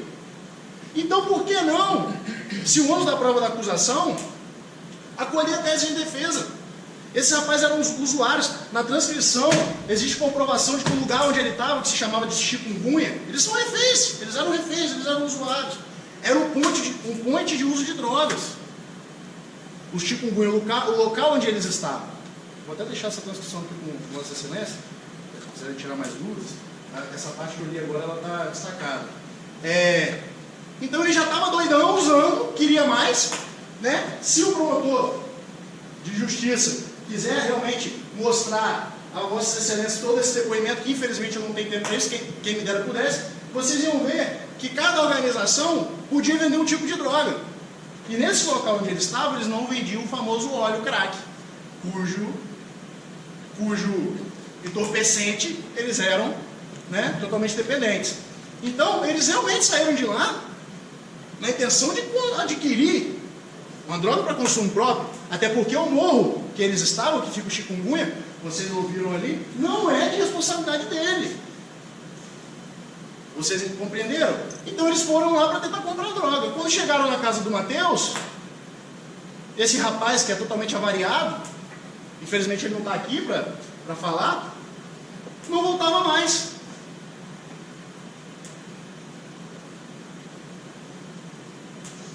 Nosso querido Vanderlei, com medo, uma vez que ele confessou que era usuário, passou a viatura da polícia, deu a volta no quarteirão, uma vez que era como se fosse uma rotatória, e os depoimentos deles não se contradizem. Vocês podem analisar o inquérito policial. Quem me dera eu, era uma das coisas que eu queria mostrar a Vossa Excelência. Ele deu a volta no quarteirão, voltou, esperou, buzinou, e o Carlos Estelita não apareceu. Com medo ele fez o quê? Vou-me embora. E foi embora. Porque as testemunhas que falam que o Carlos Estelita desceu e entrou no carro dele, já falaram que não, eu não disse isso. Eu não disse isso. Aonde? A Larissa chega a rir do promotor. O que tá aí foi eu que falei? Ele sim, né? Já ri. Tipo assim, pô, eu não falei isso. E eu quero frisar com vocês uma fala do policial aqui hoje, no plenário. Quando ele pegou e falou em alto e bom tom, acredito que Vossa Excelência escutaram, chamando a atenção da magistrada, no sentido de que afirma que o depoimento da mãe do Carlos Estelita é importante para a gente. Vocês ouviram ele falar desse jeito, né? É importante para a gente. Cadê a imparcialidade? É importante para a gente, porque é importante para mim é do meu interesse. Não estou falando mentira, quantos testemunhos nós temos aqui? Que credibilidade que eu vou dar para esse sujeito? Com todo respeito ao trabalho polícia civil, meu pai é um policial civil aposentado. Que credibilidade que eu vou dar para esse senhor? Ele mesmo falou que ele, diante dessa imparcialidade, eu fiz uma pergunta e ele respondeu que ele estava em quase todos os depoimentos. Olha, os depoimentos foram desmentidos em sede judicial, porque eu não sei se teve tempo de ser dito, mas as provas têm que ser reproduzidas diante de um juiz togado, pelo fato de que em sede policial não tem contraditório para a defesa. Vocês não têm a presença do advogado, vocês ficam reféns de coisas tipo, madame, assina aqui, por favor. E você simplesmente assina. Esse rapaz, esse policial, que deve demonstrar sua imparcialidade, acompanhou esses depoimentos, que foram desmentidos pelas próprias testemunhas que o Ministério Público não arrumou para essa fase. Segundo ele, por falta de tempo. Agora, é engraçado que tempo para achar um lastro mínimo para acusar, ele tem. Agora, para ler os autos e ver que a situação fática dos autos não dá a ele essa ferramenta de acusação, isso aí ele não teve não. Então foi para o que convém a ele. Por fim, excelências, assim, espero eu que, repito, infelizmente não pude apresentar, a gente não pôde esgotar todas as provas, mas acredito que as provas que foram demonstradas já são suficientes para deixar vocês com uma certa dúvida. Torno a repetir. Se vocês acham que tem prova nos autos, eu queria saber aonde. Aonde tem que ele mandou matar? Aonde tem? Pelo contrário, o policial que não tinha nada a ver com essa investigação, estava nem aí. Falou, ele estava, como assim, você matou o cara? Ele falou que ele pegou um ferro, pegou um negócio, ele pegou uma parada, um negócio. Ele não mandou. E você acha que, já que eles falam que, por exemplo, o crime cobra com a mesma moeda, se eu te chamo para cometer um crime comigo e você me deixa na mão, eu sou o crime, o que é que eu vou fazer depois? Se ele tivesse levado o caso desse tempo, que não tinha esperado ele para voltar, as testemunhas falam que viram, não existiu isso, eles não falaram isso. O vídeo não mostra, esse vídeo que aparece, na verdade não existe, mas as fotos, tiram fotos. Tinha uma câmera, mas o engraçado é que a câmera só tira foto. Não mostra o Carlos Estelita descendo, nem voltando para o carro, as testemunhas não colocam ele nessa situação. Então realmente existe contradição, só que contradição de provas que dão direito de condenação. Aí eu concordo. Se tiver uma prova cabal, eu quero ver. Não tem. Então, deixo Vossas Excelências com essa dúvida, espero que essa dúvida seja o suficiente para fazer com que Vossas Excelências acolham a tese da defesa de negativa de autoria. E passo esses minutos finais aí, 16 minutos, né, Sérgio? Não tem prazer. Porque do abate. Quê?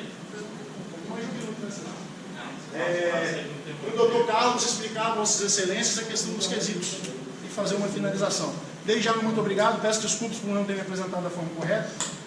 Só para encerrar, meu nome é Renato. Tá? Desculpa pela situação, o tempo. E caso o promotor resolva ele vir à réplica, quem sabe a gente tem mais um tempo para bater um papo e eu mostrar um pouco mais de conteúdo probatório que eu tenho para Vossa Excelência. Que Deus abençoe o julgamento.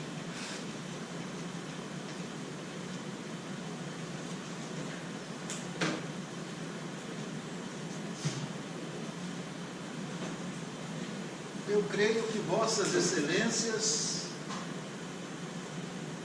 irão lembrar dos saudosos Mamonas Assassinos.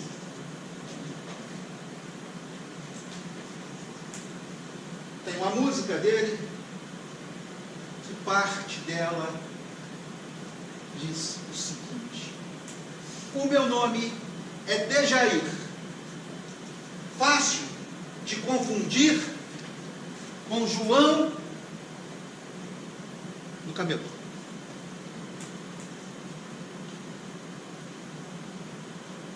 É o que aconteceu. Provas nenhuma, depoimentos parciais, policial, civil, se sentindo à vontade para emitir sentença, tentar condenar a qualquer preço os acusados.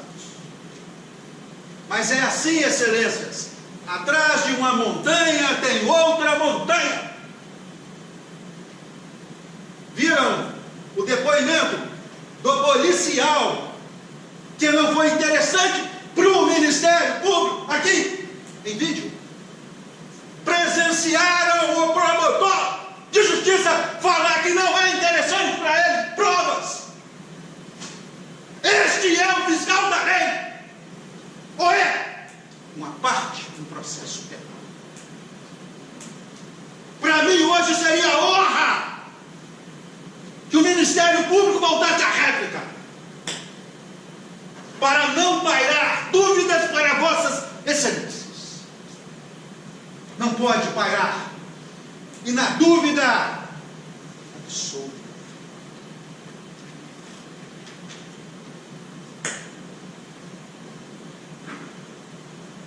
Duas situações. Pôncio Pilatos, que lavou as mãos, e Salomão, que ao julgar duas mulheres que estavam requerendo a maternidade de uma criança, teve uma decisão sensata. O que nós precisamos na data de hoje é de sensatez. Sensatez. Não julguem eles pelo passado, julguem pelas provas. Se o Ministério Público não conseguiu demonstrar se tudo que ele trouxe aqui hoje foi para as cucuias, embasados em que Vossas Excelências irão condenar? Só se for do passado. Que participação tem Vanderlei? E no final, até altamente questionável a participação de José.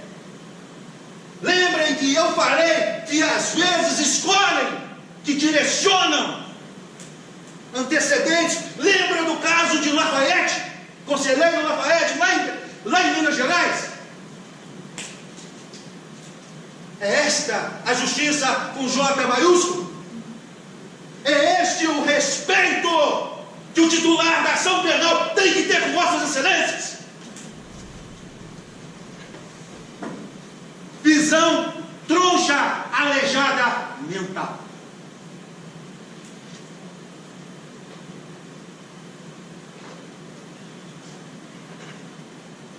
perdoe, é exaltação, mas é preciso. Precisamos